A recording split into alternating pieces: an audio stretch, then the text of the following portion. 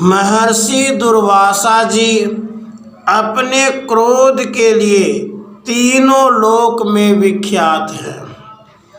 एक बार वे चीर धारण किए, जटा बढ़ाए, बिल्व दंड लिए, तीनों लोकों में घूम घूम कर सभाओं में चौराहों पर चिल्लाते फिरते थे, मैं दुर्वासा हूँ, दुर्वासा।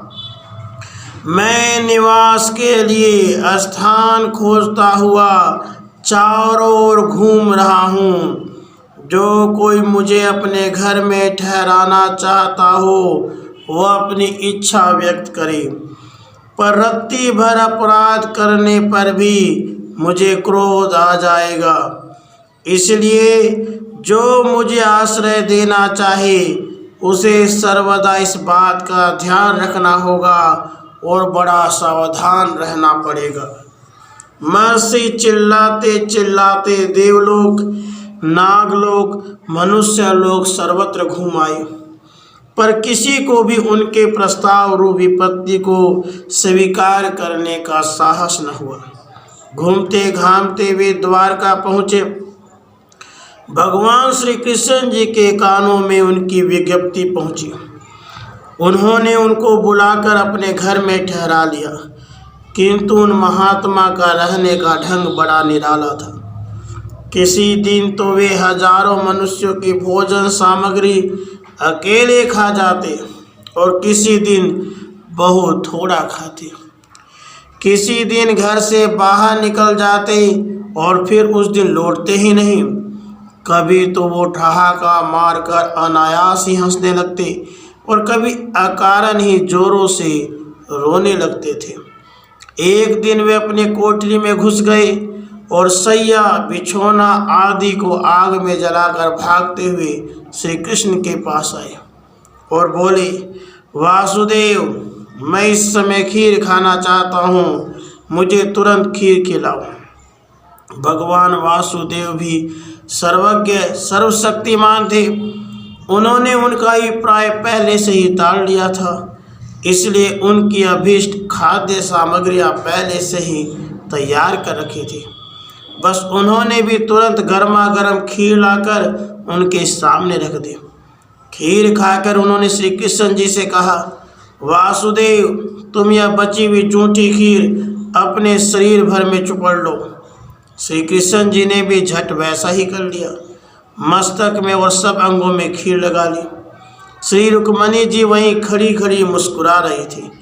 दुर्वासा ने यह देख लिया, झट वही खीर उनके भी सारे अंगों में पोत दी और एक रथ में उनको जोतकर उस पर सवार हो गए।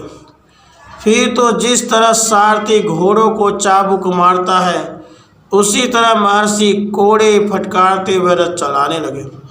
श्री कृष्ण जी यह सब चुपचाप देख रहे थे। यादवों को यह देखकर बड़ा क्लेश हुआ।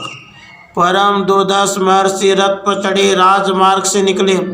रुक्मणी जी बार बार गिर जाती थी, पर महर्षि इसकी रत्ती भर भी परवाह नहीं करते। अंत में जब रथ खींचने में सर्वथा समर्थ होकर वे गिर पड़ी, तब महर्षि बिगड़कर रथ से उतर पड़े और उनकी बेढंगे रास्ते से दक्षिण की ओर चले। भगवान श्री कृष्ण जी भी सारे शरीर में खीर पोते उनके साथ दौड़ते चले जा रहे थे। उन्होंने महर्षि दुर्वासा से कहा, भगवान, मुझ पर प्रसन्न हो जाइए। तब दुर्वासा प्रसन्न होकर श्री कृष्ण की ओर देखने लगे और बोले, वासुदेव, तुमने क्रोध को जीत लिया है। तुम्हारा कोई अपराध मुझे नहीं देख पड़ा। अब मैं तुम पर बहुत प्रसन्न हूँ और तुमको वर देता हूँ कि तुम सारे संसार में सबके प्रिय होगे। तुम्हारी पवित्र कीर्ति सब लोकों में फैलेगी। तुम्हारी जितनी वस्तुएं मैंने जलाई या नष्ट कर दी है, वे सब तुम्हें वैसी ही या उससे भी श्रेष्ठ अवस्था मिलेगी। इस जूठी खीर को सारे शरीर में लगा लेने से अब तुमको मृत्यु का भय नहीं रहेगा। तुम जब तक जीवित रहना चाहोगे जी सकोगे। पर भाई, तुमने अपने तलवों में खीर क्यों नहीं लगाई? यह तुम्हारा काम मुझे पसंद नहीं आया। बस केवल ये तुम्हारे तलवे ही निर्भय न बन सके। दुर्वासा का इतना कहना था कि श्री कृष्ण ने अपने शरीर की ओर देखा तो वह बिल्कुल स्वच्छ और निर्मल था। अब महर्षि रुक्मणी जी की ओर देखकर कहने लगे, कल्याणी, तुम्हारे शरीर में बुढ़ापा, रोग या कांति का स्पर्श नहीं होगा। तुम्हारे शरीर से सर्वदा सुगंध निकलेगी और तुम सभी स्त्रियों में श्रेष्ठ यश और कीर्ति प्राप्त करोगी। अंत में तुम्हें श्री कृष्ण का सालोक्य प्राप्त होगा। इतना कहकर महर्षि अंतर्धान हो गए।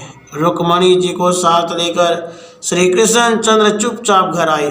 घर आकर उन्होंने देखा कि महर्षि ने जिन जिन वस्तुओं को जलाकर नष्ट कर डाला था वे सब पहले की तरह अपनी अपनी जगह पर रखी थी।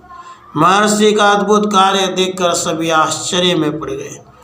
राधे कृष्ण, राधे कृष्ण।